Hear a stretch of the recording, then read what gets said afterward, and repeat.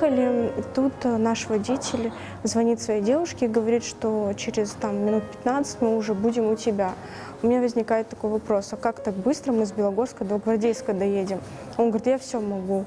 Не проходит и пару секунд, и мы врезаемся уже в машину. У нас вылетает машина, вышла навстречку, и тут уже все как в тумане просто. Я не помню, как меня вытаскивали уже с машины, я помню, как я была в дыму. Это, наверное, больше шоковое состояние, но сознание я не теряла вообще. Меня переложили на траву, прямо рядом с дымящей машиной. Был страх, что я уже умираю. Но после произошло какое-то чудо. Я считаю, что это от Всевышнего. Мне он подарил жизнь. Ехала скорая помощь, которая вообще не по нашему вызову, а чисто случайно уже кому-то оказала помощь, ехала обратно. Они забрали меня.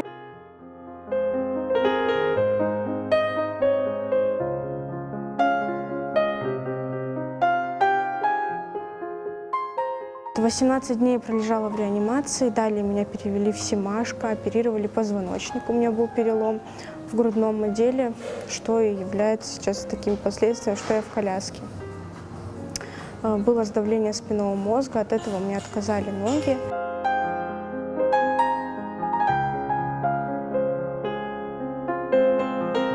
Папа меня заставлял, прям настойчиво ругался со мной. Я вообще боролась, что не буду этого делать. Он прям на этом настоял, чему я очень благодарна. Я уже действительно отпускала как-то руки и занималась, от того, что надо. Надо и все. Не было прям рвения какого-то идти на эту тренировку.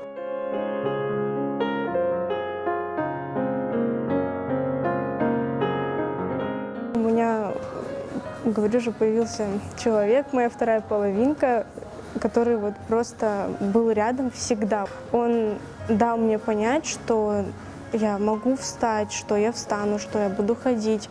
Когда мы поехали в Турцию на операцию, он просто всегда был рядом, кормил с ложечки.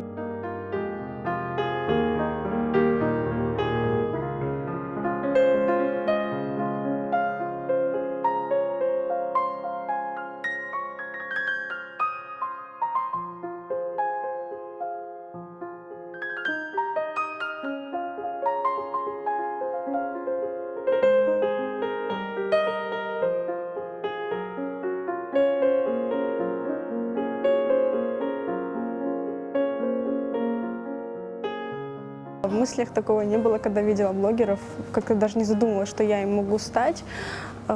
Все началось с того, что я начала выкладывать фотографии свои, просто летом в коляске. И просто люди начали как-то так активно это все лайкать, комментировать, писать мне личные сообщения. Я хочу донести людям, что вообще ни в коем случае нельзя сдаваться, в каком бы они ни были положении, что нужно всегда идти вперед, не останавливаться, что даже такое положение нужно все равно благодарить Всевышнего за то, что имеем, за то, что мы должны ценить то, что мы имеем. Потому что многие на данный момент забывают, что они здоровы, они ходят, они живы, но все же они жалуются на что-то.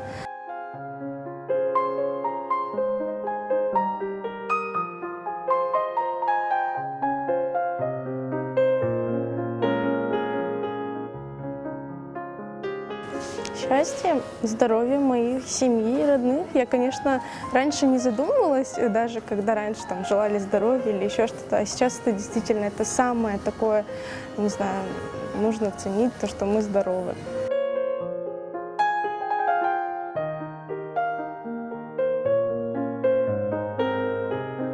Встать на ноги обязательно и, конечно же, создать свою семью и много-много детишек, как и раньше всегда хотела и мечтала.